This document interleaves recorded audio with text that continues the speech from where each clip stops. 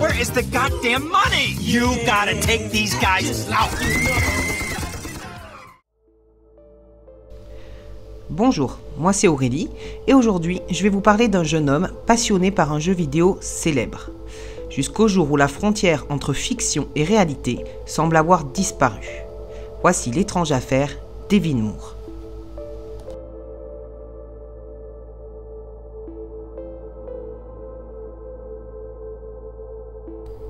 Pour commencer cette vidéo, je vais vous parler brièvement du jeu vidéo GTA Vice City.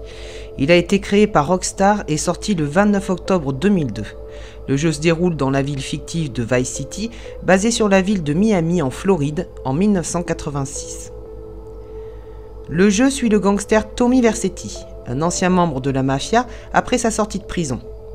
On doit remplir des missions pour une famille mafieuse où on peut aussi jouer librement en se baladant dans la ville, en commettant des vols, des meurtres. C'est effectivement un jeu vidéo plutôt violent. Tellement violent qu'en Australie, certaines modifications ont été apportées au jeu pour éviter la censure.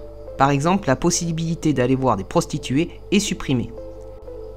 La version française est également censurée.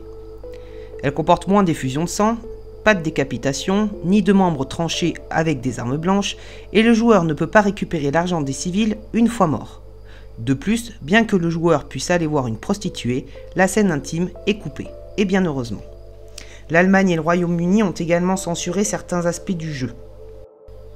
Pour ma part, j'ai un fils de 12 ans qui me supplie d'avoir ce jeu. Je refuse catégoriquement. Je trouve qu'il est bien trop jeune pour affronter tout ça. Moi, j'y ai déjà joué, mais je devais avoir 17-18 ans, ce qui me rajeunit pas du tout.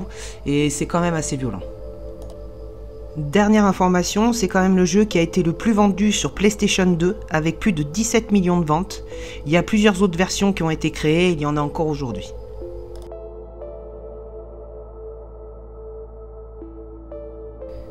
Devin Moore, de son nom de naissance Devil Darnell Thompson, est né le 15 mai 1985 à Fayette, en Alabama.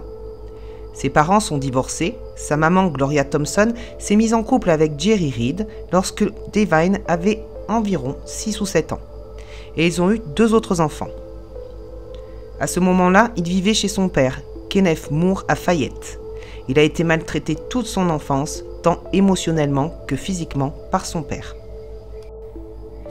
Il est le frère de Michael Kenneth Moore, connu sous le surnom Mookie, un meneur de la NFL, c'est le football américain, dans l'équipe tout d'abord des Trojans de Troy State en 2000, puis des Broncos de Denver en 2001-2002, puis en 2003 chez les Falcons d'Atlanta. Après avoir obtenu son diplôme d'études secondaires, Devin a l'opportunité de s'engager dans l'armée de l'air fin d'été 2003. Mais le 7 juin de la même année, alors qu'il n'a que 18 ans, il se fait arrêter pour suspicion de vol de voiture. Les policiers Crump et Strickland trouvent le jeune homme endormi dans une voiture déclarée volée à 3 h du matin devant un restaurant de Fayette. Le jeune homme n'a alors aucun casier judiciaire. Il est même très coopératif au début avec l'agent de police Arnold Strickland. Mais pendant que les agents procédaient à l'enregistrement de Moore, ils ont découvert qu'une entreprise de nettoyage à sec, proche de l'endroit où la voiture avait été volée, avait été cambriolée et que des vêtements avaient été dérobés dans cette entreprise. Une empreinte de chaussure avait été découverte sur les lieux du cambriolage. Les officiers enlèvent les menottes de Moore pour prendre ses empreintes digitales et enlèvent une de ses chaussures pour obtenir une empreinte de chaussure.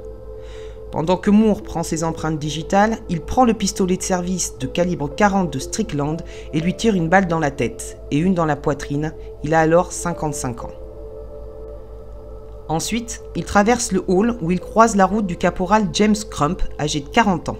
Il tire 3 fois. Une balle touchera la tête de l'agent.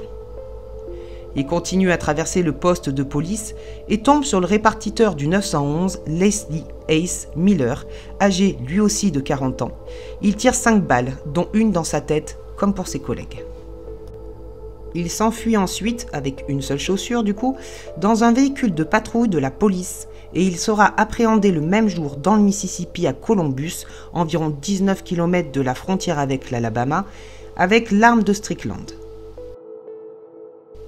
Lors de son arrestation, il dira aux policiers que, je cite, « La vie est un jeu vidéo, tout le monde doit mourir un jour ». En garde à vue, il admettra avoir tiré sur les policiers parce qu'il ne voulait pas aller en prison pour le vol d'une voiture.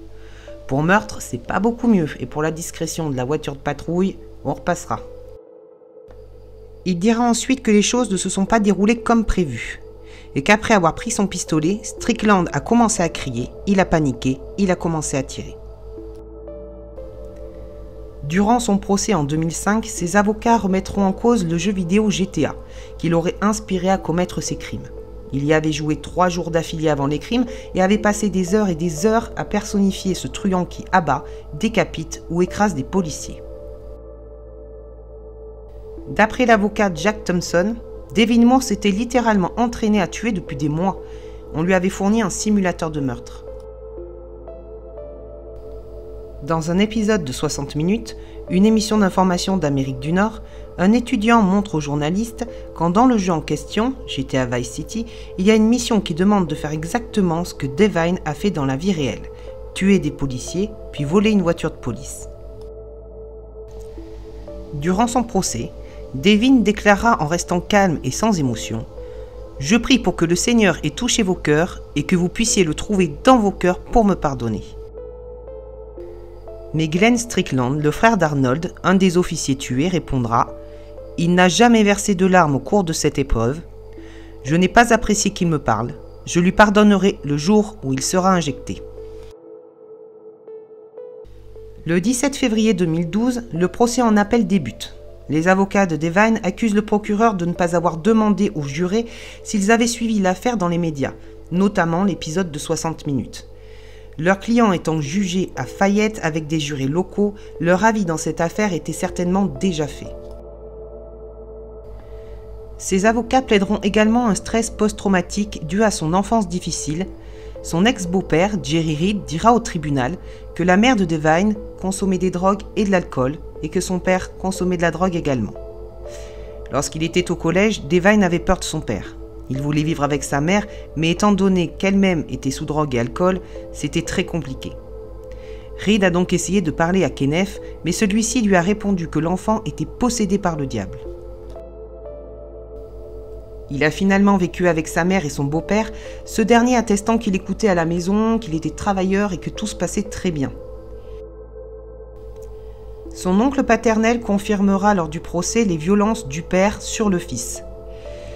Sa sœur, Kelly Moore, de 8 ans son aînée, dira également que leur père voulait qu'ils obéissent, et s'ils ne faisaient pas ce qu'ils voulaient, il les frappait.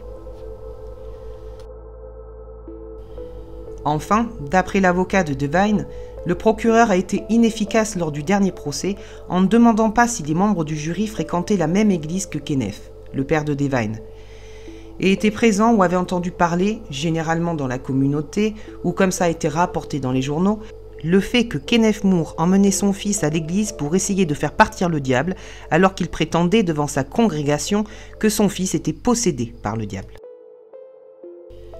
Malgré tous ces arguments, la Cour d'appel pénal a confirmé sa sentence, la peine de mort. Le procureur de district Chris McCool a dit que la justice avait été faite.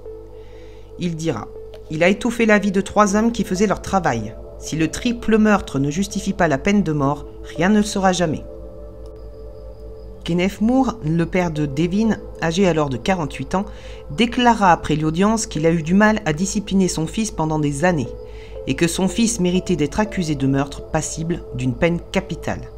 Il dira « Vous vivez par l'épée, vous mourrez par elle, c'est la Bible. » Les familles Strickland, Miller et Crump ont poursuivi Take-Two Interactive, la société mère de Rockstar, pour la vente du jeu vidéo GTA et sa fabrication, à l'aide de l'avocat Jack Thompson, qui milite depuis des années contre les jeux vidéo violents, mais l'affaire a été classée. Le film The Game Changers avec Daniel Radcliffe, l'acteur d'Harry Potter, sortira en 2015 sur l'opposition entre le cofondateur et président de Rockstar Games, créateur du célèbre jeu GTA, à un avocat aux méthodes peu orthodoxes, Jack Thompson, désireux de bannir la violence dans les jeux vidéo. Il y sera aussi repris l'histoire de Devon dans ce film, et vous avez pu en voir un extrait dans ma vidéo tout à l'heure. Moore est encore dans le couloir de la mort à Holland, dans le comté de Bambia, en Alabama. L'affaire Devin Moore n'est pas seulement celle d'un jeune homme qui a commis l'irréparable. C'est aussi le point de départ d'un débat de société. Peut-on accuser un jeu vidéo d'un crime réel? Je vous laisse donner votre avis en commentaire. Pour ma part, j'ai pas réellement d'opinion. Je sais faire la part des choses entre le virtuel et le réel, mais est-ce le cas pour de jeunes adultes ou adolescents avec des problèmes, que ce soit familiaux ou autres d'ailleurs? Devin n'a pas eu une enfance facile comme beaucoup d'autres enfants malheureusement, mais c'est pas vraiment non plus une excuse pour tuer des gens de sang-froid. Merci en tout cas d'avoir regardé cette vidéo. N'hésitez pas à mettre en commentaire votre avis sur cette affaire. Si ça vous a plu, pensez à mettre un j'aime et à vous abonner, ça m'aide beaucoup. Je vous dis à très vite pour une nouvelle histoire.